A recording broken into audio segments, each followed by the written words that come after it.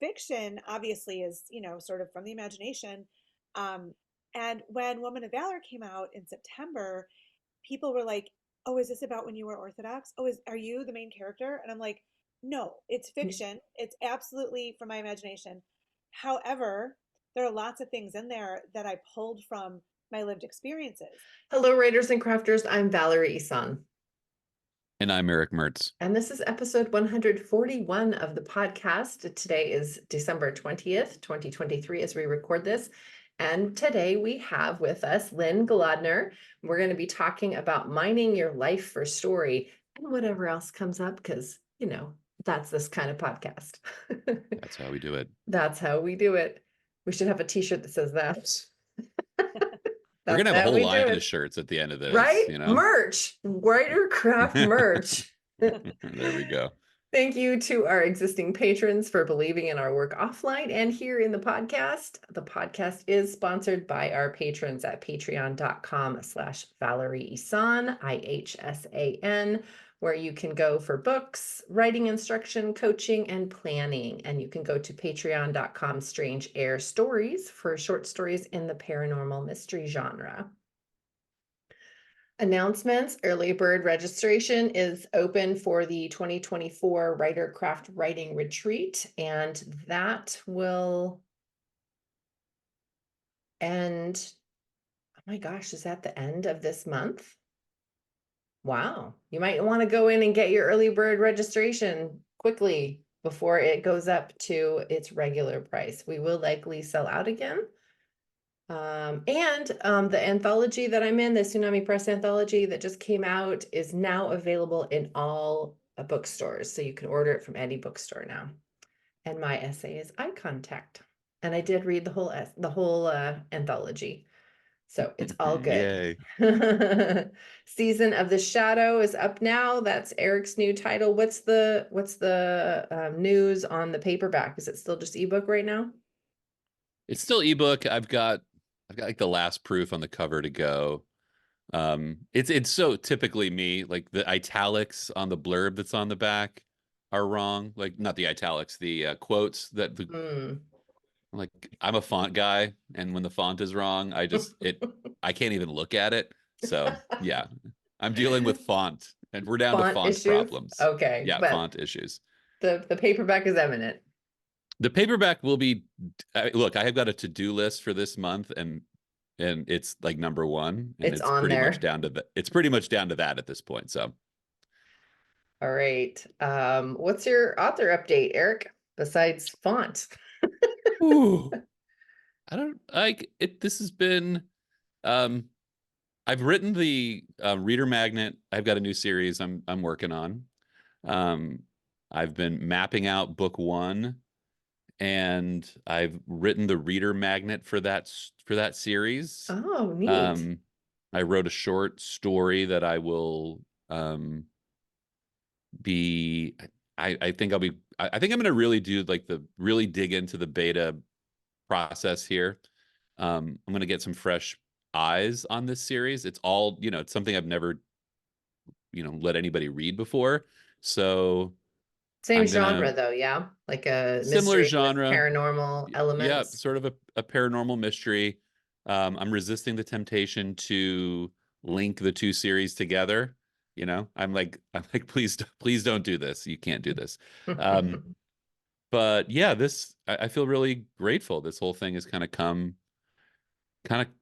full form out. I've been able to go into some old ideas and old content that I've had around that fits into it. And yeah, so yeah, I got the reader magnet done. I've mapped out the first novella that will introduce the series, and I will be looking for those beta readers soon. Cool. It's exciting. It's it's fun. It's kind of fun to have a new villain.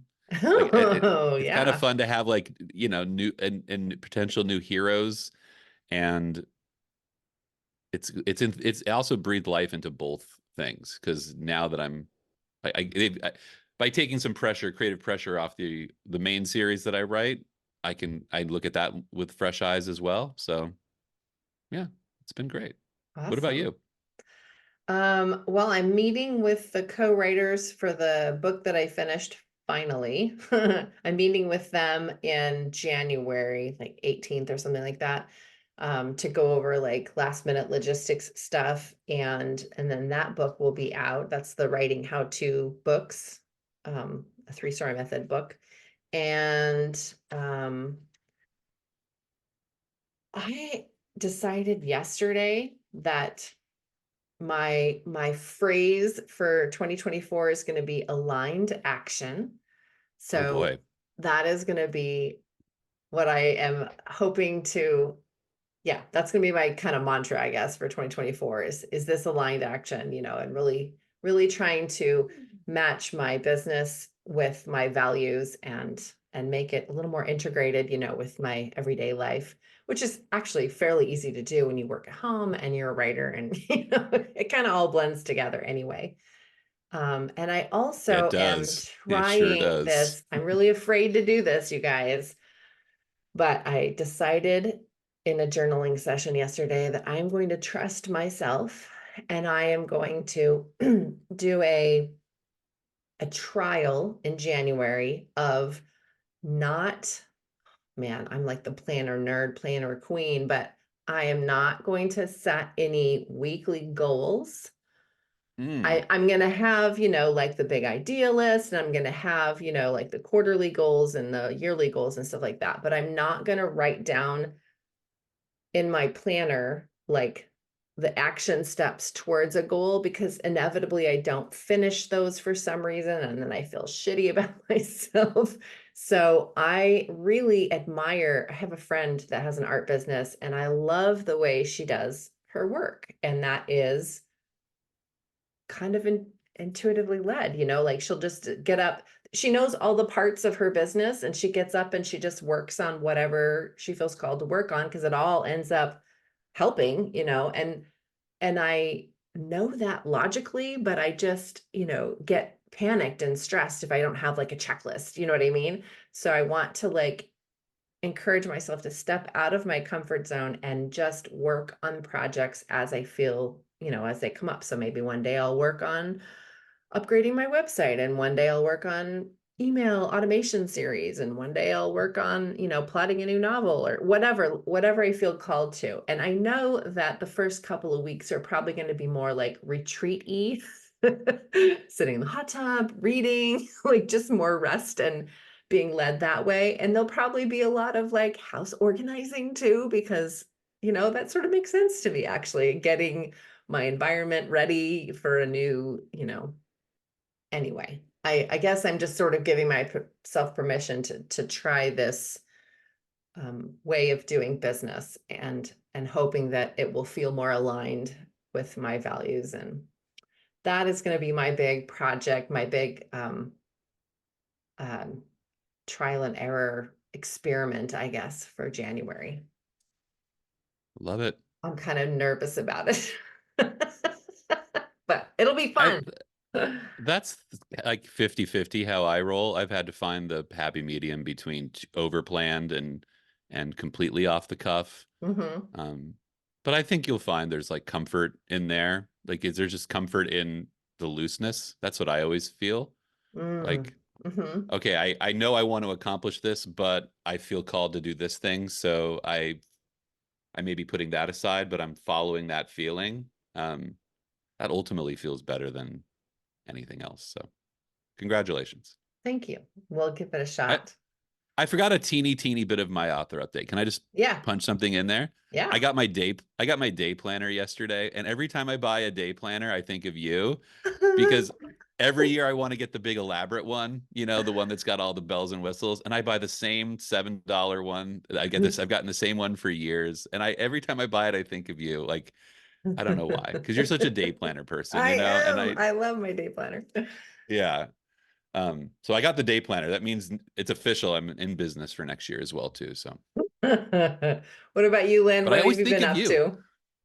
Wow. Well, you know what? I am taking these 3 weeks off, this week into January, and I am starting to plot out my next novel in January, and then Okay. I'm writing it in February. My second novel is done, and that's with my final readers and cover design starts in January, and so the third novel is like in my head right now. Um, Nice. and I'm just trying not to be so busy in 2024. So because I'm off now, and although I have any number of kids coming in and out from college and whatever, I have so many stacks of books to read, and I just finished the first one this morning, Oh, what which is it? so happy. It's called The Lover by Rebecca Sachs, and it is absolutely gorgeous. I just couldn't put it down, and it was very satisfying. So it went on my shelf of favorite books behind my desk. So yeah, I'm just going to be whittling away at that stack over the next couple of weeks for You sure. said it was called The Lover by what? Rebecca Rebecca Sachs, Sacks. Sacks. Okay, I'll look it up. Yeah, I'll put a link in the show notes.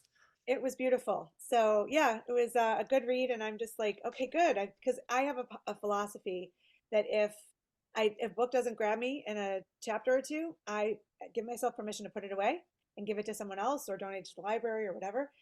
So because I have so many stacks of books to be read, it's like a sickness. I keep buying books when I go to stores, or ordering them. Yeah. I know, yes, they're like everywhere. They're on the floor now, which is like so embarrassing. But yeah, so I just want to whittle away at the piles before I buy more. And so Yeah, that's yeah. part of my goal, you know. Yeah, I actually have that's a lot of travel in 2024 for my novel, Woman of Valor, and they're long flights. And so I'm like, yes, I'm like the only person reading. who will take like 5 books on a 1 week trip. And then of course I buy five when I'm there, but Yep. Oh, we're I, twins. yes, Yeah. I I was leave going to behind the say ones I kindred finish. spirits here. So yeah, yeah. Uh, what are you reading, Eric? I am still reading. What am I still reading? Widowmaker. Okay. Um, it's good. I have like three half finished books, um, kind of laying around. I've got a short story collection that I've been dividing my reading time. I really want to finish everything I started in 2023. Mm-hmm. I have a gaming book. I play role playing games, and I have like the rule book for a game that I'm going to be hosting in February that I've been reading. Um, but yeah, still reading Widowmaker, and I'm finishing How to Sell a Haunted House, which I started. Did you like it? I loved it. The beginning was Okay. great. Like I'm only to the point where she comes back home, and her brother's kind of taken the turn. He's kind of Yeah, it's taken gonna get charge. really weird now. Yeah, but I loved that sort of like Act One twist, like a character. I like it when a character I've never met but I have expectations for isn't that character when I meet them finally. And I think that was Mm. a really amazing thing to do in a paranormal horror story where like already things are not what they seem. So yeah, Mm. I'm going to try to finish that, Widowmaker, the short story collection, and the gaming book by the end of the year. So What's the short story collection? it's the Ultimate Werewolf collection that I picked up at the Friends of the Oregon City Library. I like werewolf stories, and so I'm about 2/3 of the way through that. Okay. I'm still What about reading you? Ma and Me by Putsana Reang. I really hope I'm not totally butchering it. And ditto, I want to finish up all those little stragglers, Catching the Big Fish. I still have a little bit more left in, and all that prostitute research. But yeah, still reading Ma and Me. Don't hurry the big fish. You know that, right? Yeah, Yeah. it's really a David Lynch is a bite-sized thing. beautiful man, so don't rush him. Give him his due. He has a new book coming out too, I think. I was just downstairs and like my wife was doing like lines from Twin Peaks, so it's like David Lynch is such a part of our home. It's crazy. I mean, look, here we go. We got Eraserhead right here. All right, let's get into mining your life for story. Let me read Lynn's bio. Lynn Glodner writes emotional novels with compelling Jewish characters who are determined to fill their lives with passion, purpose, and love.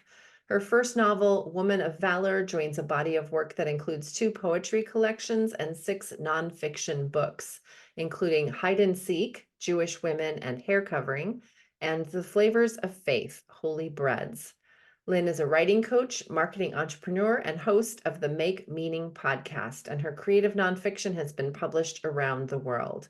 With a BA from University of Michigan and an MFA from Goddard College, Lynn is the mother of 4 and lives in Huntington Woods, Michigan with her husband, Dan.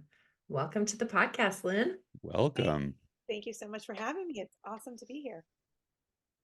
So, how do we start? Minding your life for story. So, yeah, that resonated with me because I'm a memoirist, so that and Erick ghostwrites memoirs too, and you have written nonfiction. So I'm wondering if when you mine your life for story, for fiction, I mean, obviously fiction is different than memoir, but what can you describe some of the differences for you? Yeah, so it's really funny because I write a lot of creative nonfiction essays, and I have 6 nonfiction books, and so a lot of people know me as writing nonfiction, and I write nonfiction to make sense of my life and to figure out what I think about things.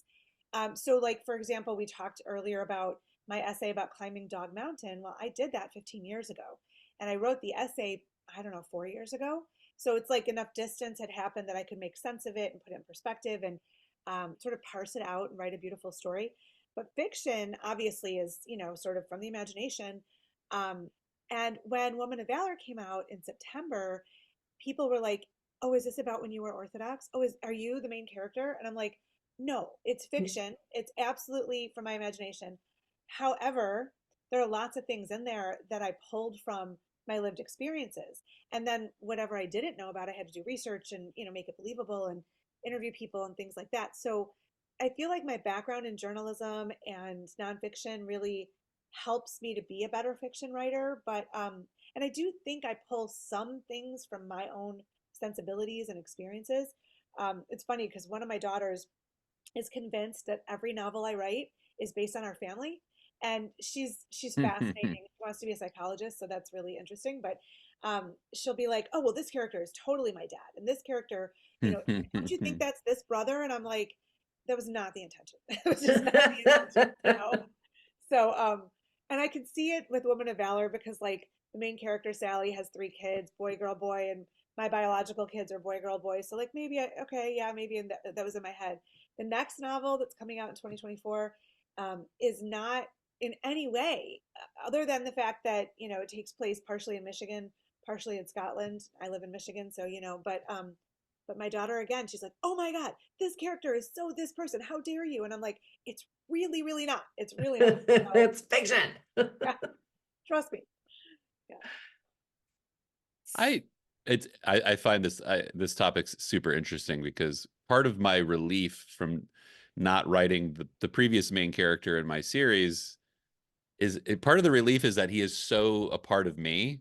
Like there's so much I've not intended to put me into him, but when I sit back and read him, or I get my writers group will give me feedback on his character, immediately in my head say, I know that's real because that's what I would do. That's right. Wait, that's why I'm writing that. And so it's I want to know what you think about it. Maybe it's not a conscious decision, but don't we make the subconscious decision to wrap our lives into even fiction? Oh, absolutely. And it's funny is so I'm thinking about what my third novel will be, and I had an idea, but I did originally think that Women of Valor would be the first in a series of 3 books, and people keep asking for a sequel. It's not going to be a sequel, but I think I might do a book 2, and it would be a secondary character that would become the primary character. And I was trying to like parse out like what's the conflict, what's going on with her, and so in my head I'm thinking about how she has this huge like crisis of identity when her father dies because they were really close. Well, that was totally me. Like my dad died 4 years ago and we were super close, and it was like this huge thing for me. And I'm like, oh, that's a coincidence. That's so interesting. Right. Like, I didn't intend to do that, but I just think it's the subconscious sort of saying, this, you can write this. So Right. yeah, I totally agree with that. So do you, when you sit down to write fiction, do you, so anything from your life that is put into your fictional characters is unintentional? That's what you just said, right? Yeah, yeah. Are there any times where you specifically say, I need to process that. I want to write about that in this fictional story. Um, I think going forward, yes, but like my second novel deals with a lot of anti-Semitism, actually in the 19th century in the UK. And it was based on, so I did a lot of research about some actual people that lived, and I based some characters on them, but the story is contemporary. And um, so I was sort of, writing this thing about history. Then all the stuff in the world blew up. And so I was like, oh, so like the next novel, I actually might deliberately be sort of addressing some of those issues within the context of fiction. But um, so far it hasn't been deliberate. It's just sort of been subtle and in there. Mhm. And then it's like, oh, that's interesting how it sort of applies to the times. So your nonfiction, your creative nonfiction, you said you write essays and stuff too, and then the hide and seek and flavors of faith, are those um strictly, are those creative nonfiction?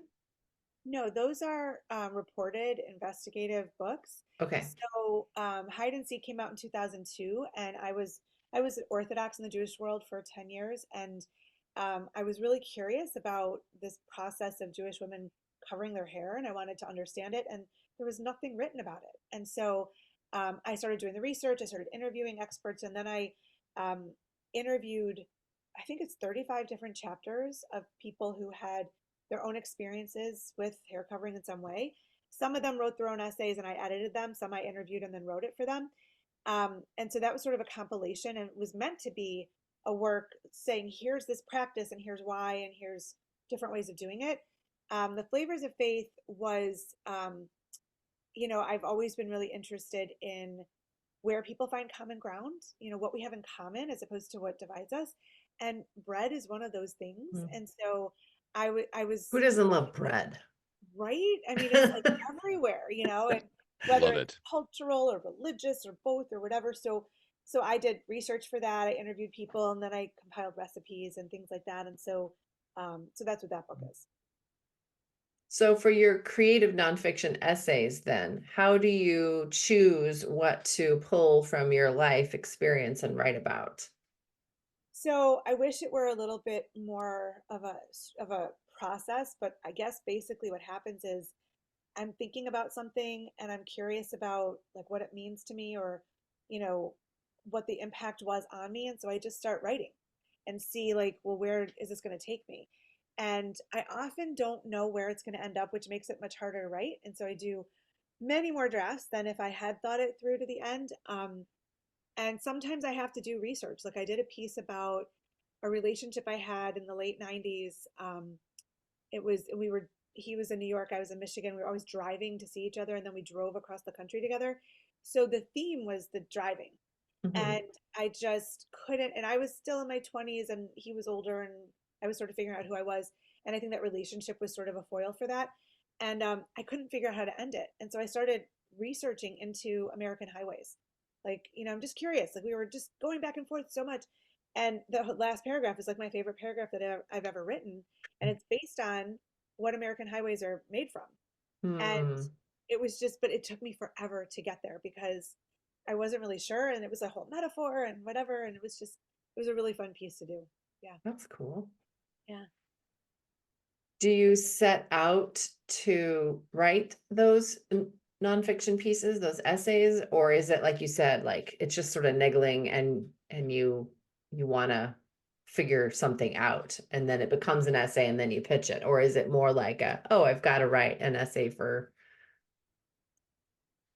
I write them for myself, and I always have a goal of getting published. And so, I'm like, oh, I'm going to write about this topic, and I just start going, and see where it takes me. And then when I feel it's as strong as I can make it, I take it to my writers group or my critique partners, and then I just start submitting, and I submit the heck out of things, and I have a pretty good track record. So for 2022, I set a goal of like I wanted 9 essays published, and I think I got 12.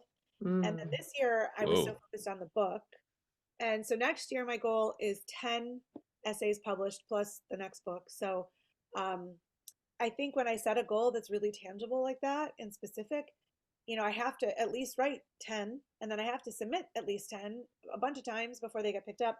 And and then, so that helps to make it happen. So my goal is always to explore a topic to the point of a finished and compelling essay and getting it published. Absolutely. So what makes you, um, if somebody were listening and wanted to get started in personal essay writing, for instance, what would you say is the way to get those initial ideas? Like, how do you decide what to write about? Is it something that So, happens and you Well, just can't figure it out, and that's why you're I writing mean, about it? so I think there's a bunch of ways, and one of them is that for sure. Sometimes I think we have experiences that we haven't really fully processed and downloaded from our past, and it's really cool to revisit them when you have that distance and you can get some perspective on who you are today based on the things you've done in the past. So a lot of it is past. I keep running lists. I have so many documents in my computer that are started or that are ideas that I just jot down so I don't forget them. And sometimes I just make lists of like, where have I been? Who have I known? What are some stories in my family that I want to interrogate and see like where did they come from? Sometimes I do pieces like I did a piece about really like I just wanted to write in recipe format. And it was Mm-hmm. about, I thought I'm going to do how I make my grandmother's chicken soup. And, but then I interspersed the ingredients or the instructions with paragraphs of prose about her and our Mm. relationship. And it just kept going back and forth and back and forth and it ended up being published in Hadassah magazine. But it was more like a sort of like a love letter to my grandmother, you know? Mm-hmm. But I started it with this notion of like, I'm going to write in recipe format with these instructions, with those like, imperative, do this, do that commands, that kind of thing.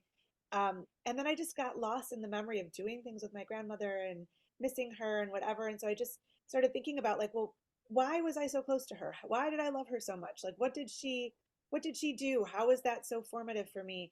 And I just started pouring that into the essay and it just sort of took off. So I think what I would say if people want to start writing, creative nonfiction essays is to read a bunch, both of those of that format, but also just read, like just read and do that every day and start making lists of things that, experiences you had that you either loved or hated, like extreme emotions are great for that. Um, Things you're curious about, questions you don't have answers for, and then just start free writing and see where it takes you. And when you get stuck, start doing the research, so um, sometimes a symbol that you research, like what's the meaning behind it or whatever, can just like elevate the whole piece. So Mm. yeah, it's an exploration. so you brought up two different examples, and you brought up a chicken soup essay about your grandmother. That's a very long. Our relationship with elders is very nuanced and long term, and unravels over time Yeah. as those people pass and leave us. So I understand that one. Talk a little bit about how you did that with a hike on Dog Mountain, which is a single experience, right? So that's a single moment. It's very different than a great contrast a bit to a grandmother Yeah. relationships. Like, and you talked about a delay. You wrote that years later. So talk about the relationship in that essay to Yeah. mining your So life. yeah, sure. So I divorced my first husband when I was 37, and our kids were 2, 4, and 6. And um, the first week that the kids were with my ex-husband uninterrupted, I decided to go on a vacation alone. And it was really for two reasons. One, so I didn't like miss them so much in the house. And two, to see if I could be alone with myself for a week and not like be on a business trip or whatever. Like just could I Right. hike a mountain myself? Could I go to a restaurant by myself? It was actually the week of my 37th birthday. So I was like celebrating by myself and all that. So it was a very significant trip. And I did this hike and it was a really hard hike for me. And I was staying at this very hip Portland hotel, and like total hipsters at the front desk, and I felt very old, even though I was 37 at the time. And like flannels and Hipsters will do that. yeah, like Yeah. whatever. So I went to them and I'm like, hey, I want to take a really good hike. What can you recommend? And they said Dog Mountain, and I'm like, great, okay. So I went, and they sort of gave a look to each other, and had no clue what that was about. And I got back, and I'm like drenched in sweat, and there's like dirt caked on my face and whatever. And I looked at them, and I'm like, if I had known, I don't know if I would have gone. And they're like, but are you glad you did it? And I'm like, yeah. And they just laughed. It was like so. But like hiking by yourself is a little stupid, but also so invigorating. And so, and it was really hard on the way up. And then there were these amazing views of the Columbia River. And there was so much to talk about. And then on the way down, it was like I told you earlier, there were no people on the way up. And it was very cool and reassuring. And it was this sense of accomplishment. So it was not just the hike, it was the trip. It was I'm a single mom of 3 kids in my late 30s, which I never thought I'd be, and I can do this. And so when I was writing that, like I started by just remembering all the different details. Like what was that hotel? What did it look like? What was the mountain? What did I eat when I took a break? There were actually fresh strawberries in June that were like just picked and whatever. Mm. So like those types of details, like what could I remember? And then started doing research about Dog Mountain. Like, what is it? And, what grows there? And the meadow where I sat on the top to, eat my snack, like what was in that meadow and what was the view I was looking at? And because I didn't have any of that. And then there's a lot in this essay about my divorce, about why I got divorced, about, those kinds of things. So it's sort of a braided essay, like interweaving between that experience and me starting my new life and all that. So it took a while, but it was much bigger than just a hike. I really like it when personal essays do that braiding. That Yeah, really brings a lot, like you said, it elevates the piece. It makes it more meaningful to me because I can witness your experience, but then also relate it to my own life yeah, yeah, through your processing. yeah. And it's funny too, because I hike a lot and I always think on the ascent, it feels really hard. Like I think I'm in great shape and like my heart's pounding and I'm like, what is wrong with me? Like because you're going up, up, up. And then when you go down, it's a different kind of hard, like it's not, That's where your it's not, knees give out hard. and your thighs are burning and you're just like, so every essay I write about hiking, I'm like, is it harder going up or going down? Which is such a metaphor. It's so symbolic. And like, I was getting divorced and all this, and I'm like, is it harder going up or going down? Yeah. So yeah, it's kind of fun. We'll definitely put the link to the essay in the show notes. Awesome. Um, so we're almost out of time, but I have 2 more questions I want to ask you. And I'm sure Erick's got something too. So my first question actually is there anything that you want to share that I haven't asked about or that you think is really, pertinent to this subject? Um, well, I'll tell you something. One thing I'm really strong about is my author brand. And so when I was, I have a background in marketing, and when I shifted to focus on my writing full time as my priority, I shifted my marketing company to work with authors. And of course, what I would tell any author is you need to develop your author brand. So I'm like, okay, I better do it for me. And I made the decision when I looked back over my writing, both my books and my essays, the theme is like strong Jewish identity. That's just been me. And I'm not religious anymore. I haven't been for a long time, but it's a very strong part of who I am. And so I said, okay, I'm gonna put that in my author brand, that I'm gonna write, emotional novels with compelling Jewish characters. And I knew it was risky because I mean, what if people don't want to read that? Like what if that doesn't speak to everybody? Um, but I decided that by narrowing my focus, I know this from marketing research and experience, it strengthens my brand because it's very focused. I'm not all Mm. things to all people. And what I'm pleased about is that my first novel, it is actually about a religious woman. And a lot of people who aren't Jewish have really enjoyed it and felt like they could relate to it and they understood it. And so that made me feel really good because I don't know that every book I write will be about somebody who's religious, but I think that was also a risk. And so I guess I'm saying like the whole author brand thing is really important, and daring to narrow your focus can actually strengthen your success. Hmm. So I'm really happy about that. I think it was a good choice. Awesome. Yeah. Thank you. That also percolates lots of stuff for me. Of course, the And that same was like, oh, go ahead.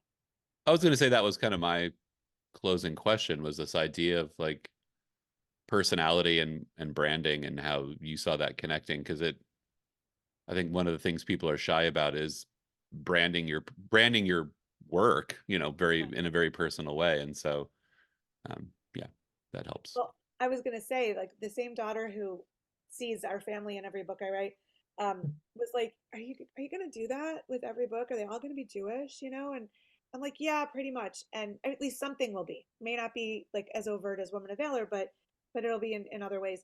And she goes, well, do you think you might have more success if you didn't? And I was like, maybe, but I'm good with it. You know, like Mhm.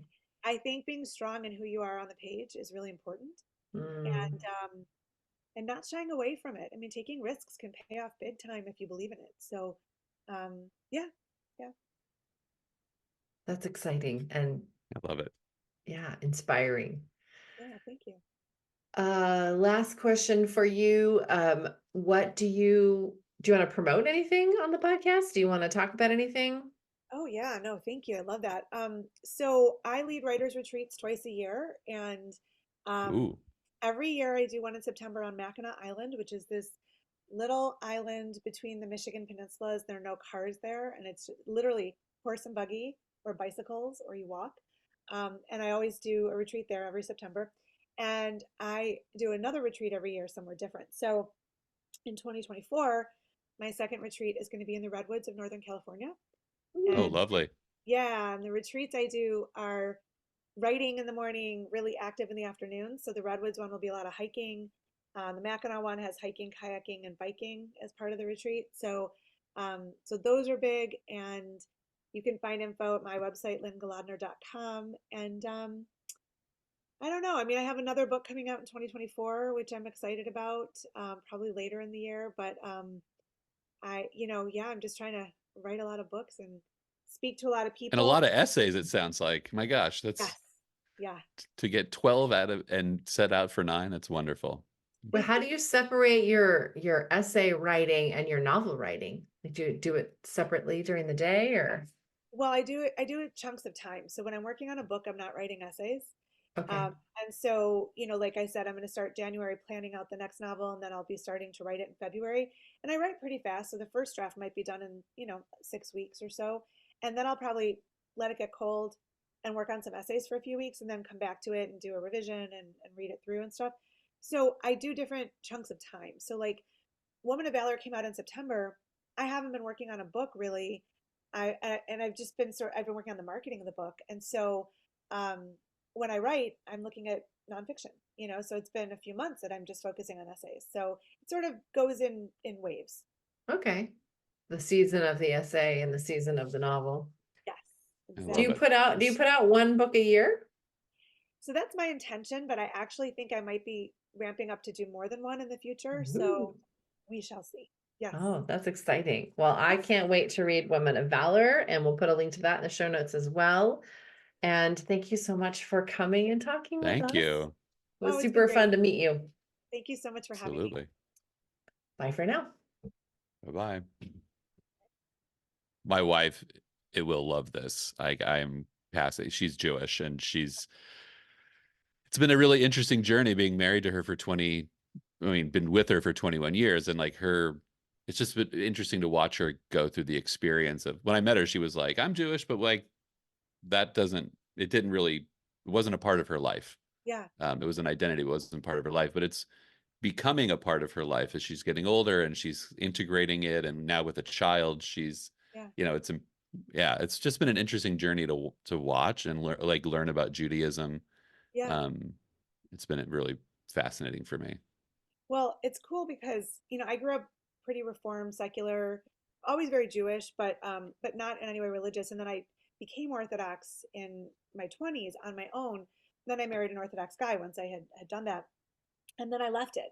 So when I divorced him, I was like, because I there were things I loved about it, and there are beautiful things to every community, but Right. it didn't fit me really. And so and I gave it my all, and so when I left it, I was like, well, I know I really love being Jewish, but like, I don't do well with people telling me what to do. So Right. like, where am I going to fit? So I like to say I'm just Jewish, and I take and reject things equally from all the denominations. And Right. it took me a Right. long time to be confident with that because, like you're supposed to fit in, so I'll just tell you, and then I know we have to go, but my husband and I are part of this. We go to a conservative synagogue, and we're definitely not conservative in our observance. And we're part of a group of 7 couples that get together once a month for Shabbat dinner. We rotate houses, and the other 6 couples all keep kosher, and we do not. But they all eat out, so we can eat in each other's homes. And so we just said, well, we'll just make fish or vegetarian when you come to our house. So when we hosted, and I'm a really great cook, I went I love it. like, I'm telling you, it was the most amazing gourmet. Like, you would have been blown away. And I made the challah, and I made 7-layer cake from scratch, which I will never do again. And and they were just like, oh my God, you set the bar so high. And I'm like, Yes. Except for now you got to do it again. Oh. well, so let them sweat it a little bit. Like, I may not be as Right. religious as them, but I can cook, baby. So I love it. I love it. yeah. That's awesome. Well, I want to be respectful of your time. It is 8:27. Right. So Thank you so much. I appreciate yeah. it. It was great to meet you guys. I'm gonna start All right. Great to meet you too. following you on. Are you on the socials and stuff? I'm everywhere. I'll follow you Okay. back. It sounds great. All right. Yeah. All right. I'll do that too. All right. All Bye, right, Lynn. thanks. Bye. See you soon.